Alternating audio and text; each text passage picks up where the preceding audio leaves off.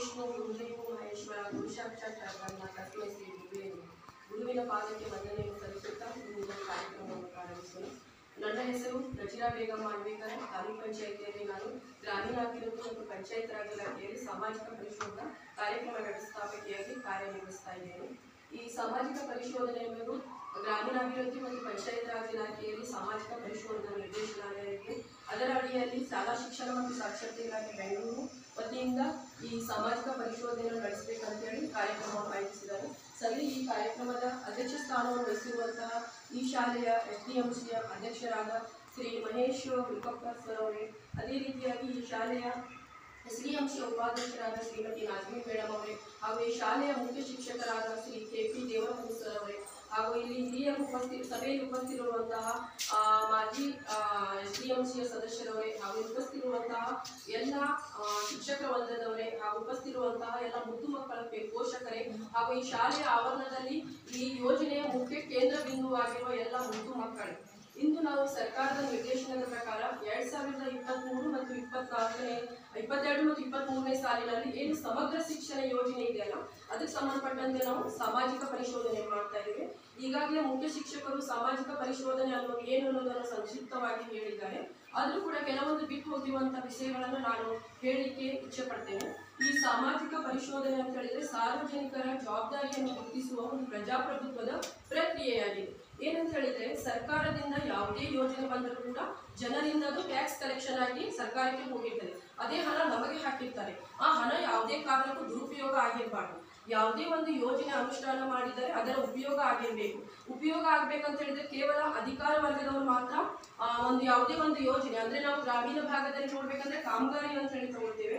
ಈ ಕಾಮಗಾರಿ ಅಂತ ಹೇಳಿದ್ರೆ ಏನಂದ್ರೆ ಫಲಾನುಭವಿ ಮಕ್ಕಳಿಗೆ ಹೋಗಿರುವಂಥದ್ದು ಅನುದಾನ ಏನದು ಸದ್ಬಳಕೆ ಆಗಿದೆ ಇಲ್ಲ ಅನ್ನೋದನ್ನ ಪರಿಶೀಲನೆ ಮಾಡೋದು ಇರ್ತದೆ. ಈಗ ಅದರಲ್ಲಿ ಫಲಾನುಭವಿಗಳಂತ ಹೇಳಿದ್ರೆ ಮಕ್ಕಳು ಬಂದಿರ್ತಾರೆ, ಪೋಷಕರು ಬಂದಿರ್ತಾರೆ, ಅನುಷ್ಠಾನ ಮಾಡಿದವರಂತೆ ಶಿಕ್ಷಕರು ಬಂದಿರ್ತಾರೆ.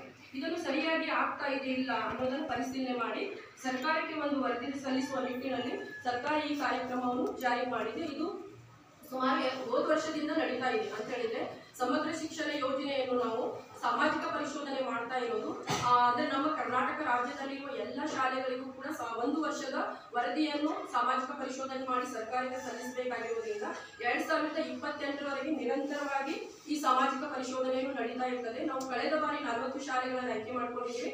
ಈ ಬಾರಿಯೂ ಕೂಡ ನಾವು 40 ಶಾಲೆಯನ್ನು ಆಯ್ಕೆ ಮಾಡಿಕೊಂಡಿದ್ದಾಗ ನಮ್ಮ ಹಳಿಯಾಳದಲ್ಲಿ ನಂಬರ್ 2 ಮತ್ತೆ ನಂಬರ್ 3 ಶಾಲೆಯನ್ನು ಈ ಬಾರಿ ಆಯ್ಕೆ ಮಾಡಿಕೊಂಡಿದ್ವಿ. ಇದರ ಮುಖ್ಯ ಉದ್ದೇಶ ಏನಂತ ಹೇಳಿದ್ರೆ, ಏನು ಸಮಗ್ರ ಶಿಕ್ಷಣ ಪ್ರೀ ನರ್ಸರಿಯಿಂದ 12ನೇ ತರಗತಿಯವರೆಗೆ ಎಲ್ಲ ಮಕ್ಕಳಿಗೂ ಉಚಿತವಾಗಿ ಮತ್ತು ಕಡ್ಡಾಯ ಶಿಕ್ಷಣ ನೀಡುವಂತ ವ್ಯವಸ್ಥೆ ಇದೆ. ಇದು ಯಾವ ರೀತಿಯ ಅನುಷ್ಠಾನ ಆಗ್ತಾ ಇದೆ?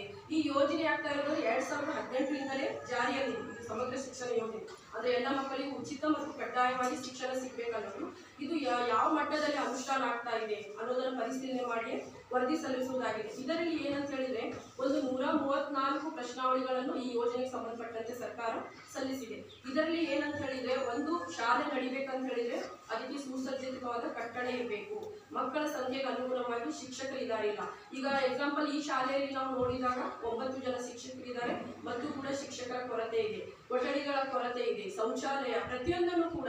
ಆ ನಂತರ ಡಿಜಿಟಲ್ಕರಣ ಮಾಡಿದ್ದಾರೆ ಸರ್ಕಾರ. ಎಲ್ಲ ಏನಂತ ಹೇಳಿದ್ರೆ ಮೂಲಭೂತ ಸೌಕರ್ಯಗಳು ಸಿಗ್ಬೇಕಂತ ಹೇಳಿ ಅದರದ್ದು ಏನೇನು ಕೊರತೆ ಇದೆ.